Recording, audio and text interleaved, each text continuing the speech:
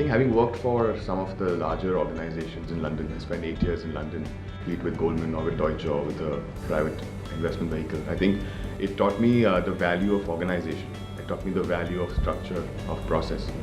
So I think it was a phenomenal learning curve.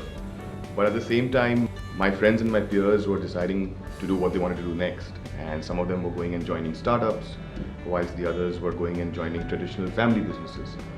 So I think I was presented with a pretty unique opportunity where this was a startup which was a family enterprise. So I think it was a natural choice. I think I would say moving back to India, leaving London and moving back to India was a difficult choice, but an obvious one.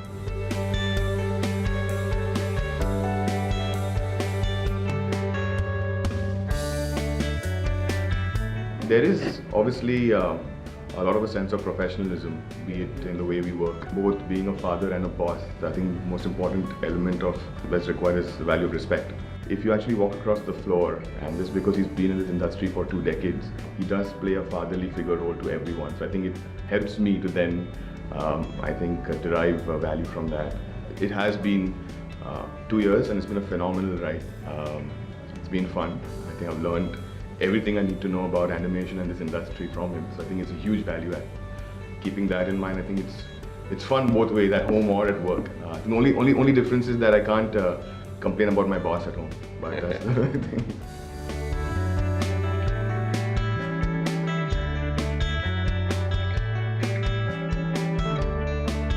Mad Max came in, stuck on to me approximately 35 years ago.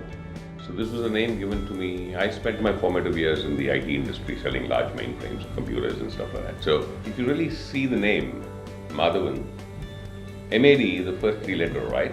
And I was reporting to a foreign expat boss and he would call me Max. And Mad Max as a movie came in that time, 35 years ago. And so Mad Max came to me about 35 years ago. But it's stuck on so beautifully in the IT industry and helped me one hell of a lot in the entertainment industry. So my communications to most of the prospective clients, my email would say, hey, this is Mad Max here. And they would kind of give me an appointment only because of the name. All right, because India didn't have a showreel to show around. It kind of sounds nice when you kind of expand MAD, which stands for make a difference. So Mad Labs is an intent or an initiative to nurture talent. It's like a laboratory where we kind of encourage people to enjoy researching the creative processes.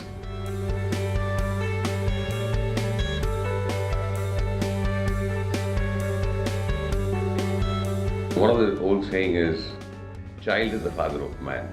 So there's so much to learn, and I've been learning, and there's so much that I didn't know about, especially when it came to the financing aspects or the private equity space.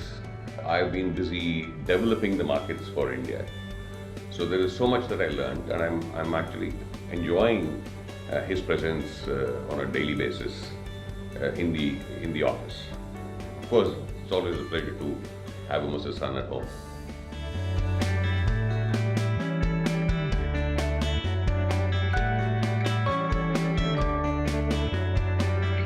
I think I've been learning about the animation industry for the last maybe 20 years of my life. And in many ways, I feel that I have grown up with the animation industry in India.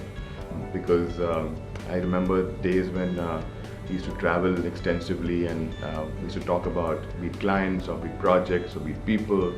For me, it was a natural progression of learning even when I came to Assemblage.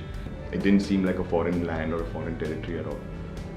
But I think everything to do with the industry, everything to do with the business, everything to do with the potential that we have, I think is derived from my interactions with him in the last 2 decades. Obviously, I think there is the last 2 years that I've been over here, I've understood many more things on a day-to-day basis about production, about operations, about managing people, about developing skills, about getting new business, about closing more transactions. But I think that's an evolving process and it's been fun.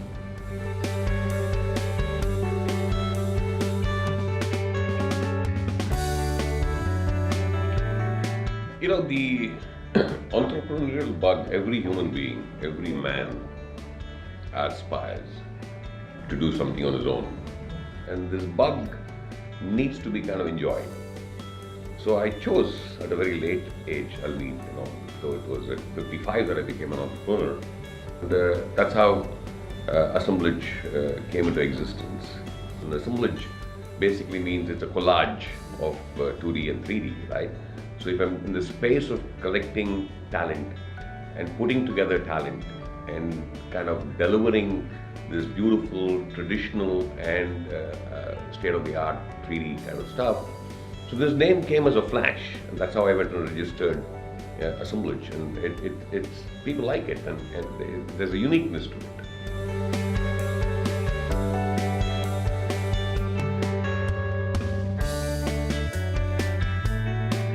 My entire career, right from the IT days when I was in my early 20s to 58 that I'm going to be soon, I made sure that every day you walk in. I'm very excited about getting out of the house early morning, get out and get to the office. I'm very excited about walking to the floor, and I enjoy what I do. So the work culture has been fun. People call me Max. In fact, I cringe when people say sir.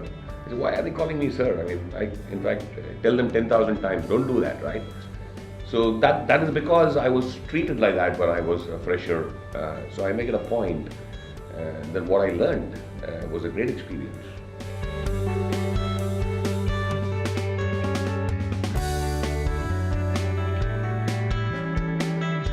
So I think ideation and brainstorming happens at every level at Assemblage. I think what we like is the ability for an artist or anyone who has an idea to come up with it and freely express it, which is why we've opened up the channels of communication as well.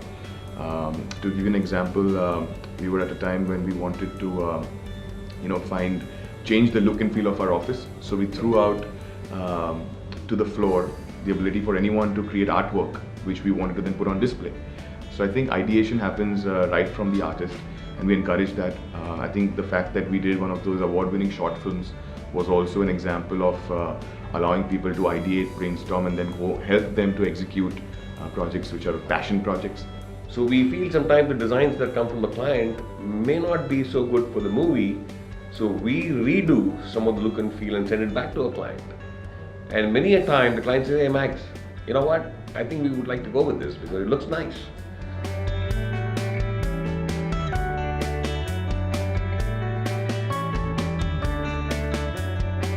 If I were to say Blinky Bill, they knew the guy who will blink is going to be Mad Max, and we saved Blinky Bill in terms of completion of the movie. Norm of the North was a challenge because that was, I don't think anybody in the entire universe would be able to, that product was going down south, and to kind of revive it and take it up north was a big challenge, and we had fun working with this character called Norm. It was complete excitement, complete madness to have finished a movie in ridiculous time frames to maintain quality. Alpha and Omega is one of the first 3D stereoscopic animated feature out of this country, and I've enjoyed working on that. I happened to be the executive producer, and when it came into Assemblage to redo some of the work on that, it was fun working on that because it was a product that I lived with. Swan Princess is truly the largest princess franchise after the Disney princesses characters. So as we speak, we are going to work on the 9th edition of Swan Princess, which means we've been associated with Swan Princess right from the day Assemblage started, and it's been a product we've been growing with.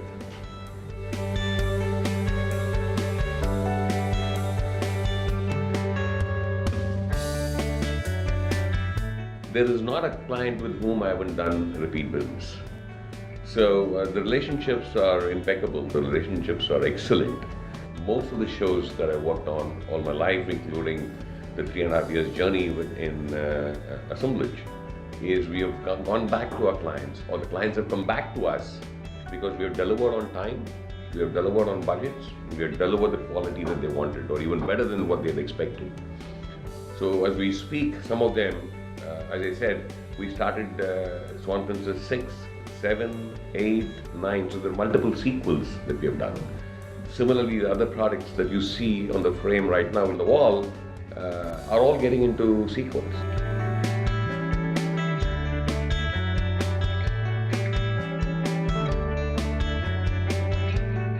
See, the moment you say intellectual property, it has to be again global.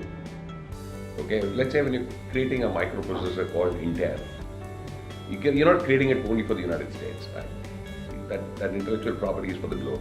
Or if you're creating Windows, or if you're creating an Excel, a product which is for doing your modeling, financial modeling, or whatever it is.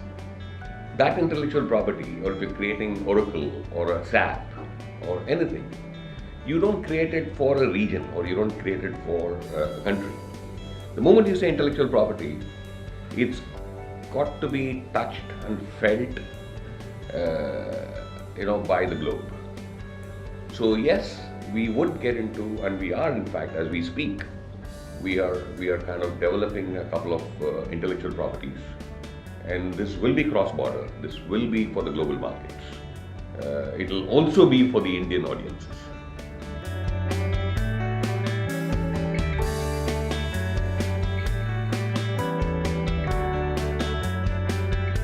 We would certainly very soon be opening up businesses overseas, largely because animation is, the moment you say animation, it's global, right? It cannot be regional. It cannot be India-centric. And unless and until you're going to have a foot into that part of the world, there is no way that we will be able to kind of tell stories to the global audiences.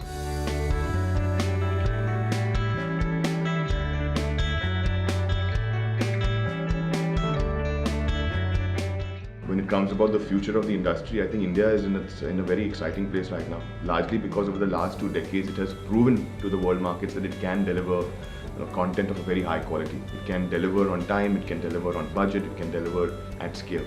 So I think we are positioned in a very interesting time for us to be a key contributor. There is an old phrase which says content is king. Because of the OTT platforms, be it Netflix or Amazon or Hulu's of the world, people will start consuming more, and people will start consuming different genres of content as well. So I think it's exciting for us, for a studio like ours, who's producing content but also in the process of creating originals.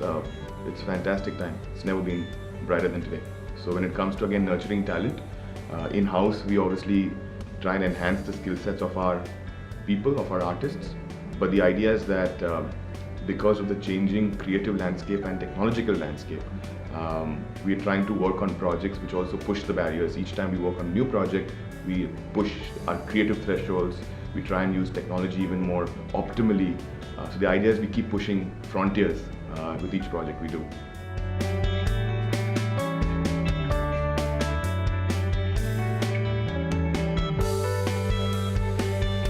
Oh, Animation Express, I've seen, I've known them since the time the animation industry began.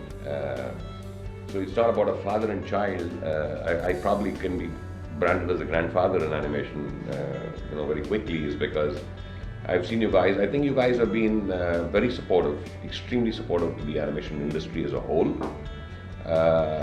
You've been impartial, have been professional, covering whether they are boutique studios or large studios. We've had a relationship which is very, very nice, which is very warm, which is very friendly, which is very homely. And whether it's Anil Vanwari, whom I've known for, again, over a decade now, my relationship with Animation Express goes right from the day animation started out of this country. In fact, my interaction with them has been only over the last 2 years, but I think Animation Express has been a front runner when it comes to bringing together the community of the animation industry in India, and has played a very key role as being the glue for tying people together. For me, it's personally extremely helpful platform, a useful publication, not only to understand industry information and knowledge, but also to connect with people. So I think hats off to the team who constantly endeavor to keep the animation interest in the country alive. So I think hats off to Animation Express.